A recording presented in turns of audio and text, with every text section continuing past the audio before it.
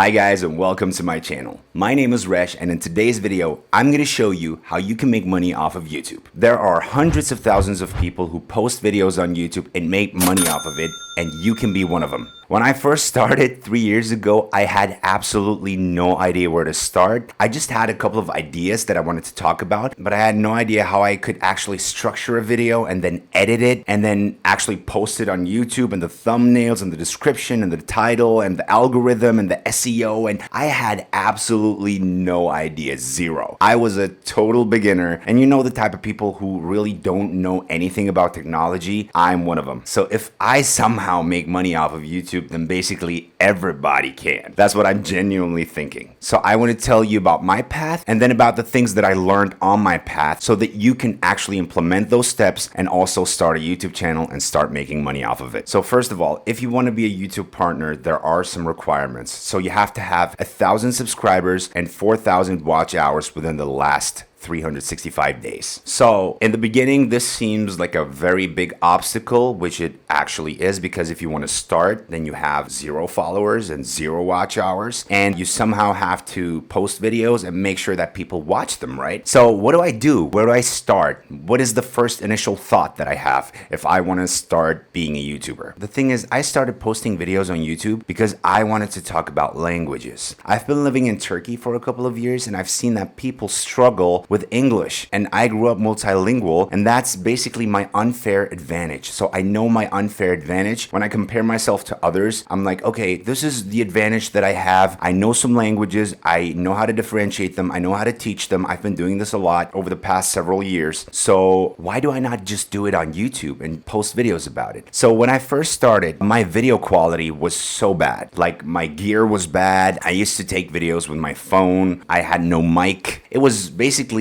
from a technical point of view, it was awful, but the content was good. So that's what kept some people watching when I posted the videos. So I posted the videos. I think I had like 1,000 followers on Instagram, and I shared my videos on Instagram. Some of my friends started watching them because they felt like they were beneficial, and then it kind of started growing. And the first time I received good comments about how helpful the videos were for some people, and the moment that I understood that people actually start having a connection with you, my mindset changed entirely. I started posting way more videos about various topics. I asked my community what kind of content they wanted to see, and that's how I basically kept going. And let me tell you one thing, surpassing 1,000 subscribers is not that easy, because in the beginning, nobody knows you. Even if you have like very good material, how are people actually gonna find that material if you're a basically complete unknown? So the thing is, some people will watch it. It will go to some people out there because you will share it somewhere. Your friend's gonna watch it, your mom's gonna watch it, someone's gonna send it to someone else. It's gonna be on someone's feed by chance. And then if you can make those viewers click your video and then actually watch the video for a long enough time, then the YouTube algorithm will say, okay, this guy is apparently interesting. He keeps some people on this platform, and that's what I want. Because all YouTube wants is to keep people on its platform. Because the more people watch, the longer people watch, the more money it generates. So what are you gonna do? What's your first step? The first step is find your niche. You have to know what you want to talk about. Like I said, I started talking about languages, and that's what went really well for me, because I knew that I'm good at talking about this, and I could have actually thought of starting a channel where I just post vlogs, right? But then I would be just some small competitor amongst so many people. But when I thought about my niche, I was like, okay, languages, you know some of them, and especially as somebody who knows Turkish and can actually translate from Turkish to English to German to Spanish, this is probably going to be a very interesting channel for a lot of people out there. And that's how it started. But the thing is, in the beginning, people are like, okay, I'm going to start. I have this idea. I will do it. But they end up not doing it. And that's the thing. You have to get going. You have to start. You don't have to be a perfectionist. My videos were shit in the beginning. I deleted them afterwards. The first 20 videos, you will never find my first 20 videos because I deleted them. They were awful. But you have to start somewhere, because if you don't, how's that going to work? So find your niche. Talk about languages, talk about education, whether it is lifestyle or vlogs or makeup or tutorials. There are tons of different niches. And what you should be thinking about would be, what am I good at talking about? What am I good at? What is my unfair advantage? And what do I really want to talk about and share with the world? So the second step is basically create a channel. Create your YouTube channel. Make sure to pick a name that is easy so that people can find it really fast. You don't want to have people who say, oh, I saw this interesting YouTube video. The creator's name was, what was it? You know, you want to have a rather easy name. Well, I made a mistake because my name is not that easy to spell for a lot of people since it has a Turkish letter in it, but I somehow still managed to grow. So yeah, don't take me as a role model.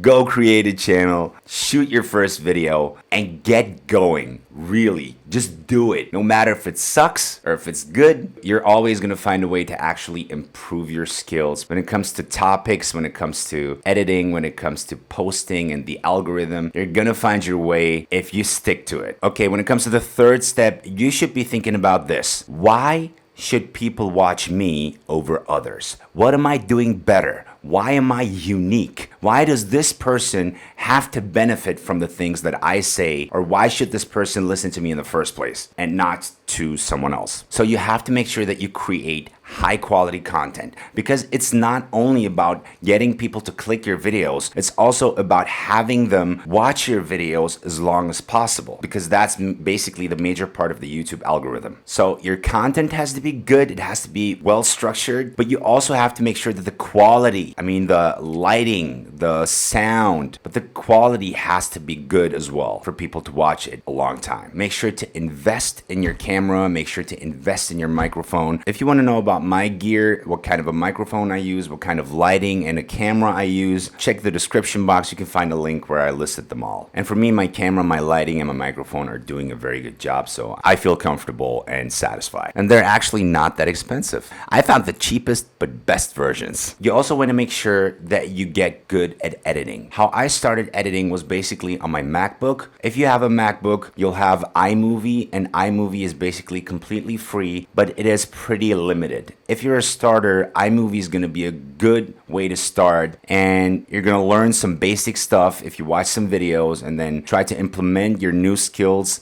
in editing, but you will see after a while that it's pretty limited. You just have access to the most basic things. You can cut your video, you can put something on your screen, you can put videos and pictures in your video and images and everything. But as I said, if you start using it, you'll realize how limited it is. So you actually might want to try Adobe Premiere or Final Cut. Those are the best two editing softwares I know. I know they're not that cheap, but they're very good, but you also have to know how to use them properly. But there are tons of videos out there. If you want to get good at editing, I recommend those two. I don't use them, but my editor does. So yeah, I'm not that good at editing either. So okay, your fourth step should be thinking about your SEO. This is about how to actually optimize your video in terms of the YouTube algorithm. You want to make sure that you have a catchy title, a good thumbnail, and also a description box full of keywords and hashtags. So this is very, very important when it comes to actually boosting out your video, because you might have created a very good and interesting video for a lot of people out there, but people will first need to see your video before they can actually watch it, right? They have to somehow stumble upon it. So, what I do before I start shooting a video, I search for keywords. And not just any keywords, but keywords people actually are looking for, high search volume keywords, so that when I want to post a video and I want to create a title for that video, I'm going to use those keywords to make sure that people actually click the video. Then the most important thing to me is the thumbnail, because that's the picture. That's what I see first. Before I see the title, I see the thumbnail. So the thumbnail has to be catchy. When it comes to creating thumbnails, some people get really creative. Look at Mr. Beast. He spends thousands of dollars on each and every single one of his thumbnails. You don't necessarily have to pay that much for your thumbnails, and you should always ask yourself, if I were to stumble upon this thumbnail, would I click it? That's basically it. Your description box also has to contain a lot of keywords to make sure that the algorithm understands, okay, this guy is talking about this topic, about this specific thing, about these details, so that it actually forwards it to many people. Your fifth step is build an audience and stay consistent. And let me tell you one thing, I made a lot of mistakes here because when I first started YouTube, I grew with my audience and my audience knew who I was. We were in touch. I kept replying to all the comments. I actually replied to all the DMs that I got on Instagram and everything. But after a while, it seemed to be too much work for me. And then I just stopped communicating. And I kind of also lost my consistency when it comes to posting videos. I've had times where I haven't posted videos in a long time and people start forgetting you because they won't feel that attached anymore. When they see your video, they're going to be like,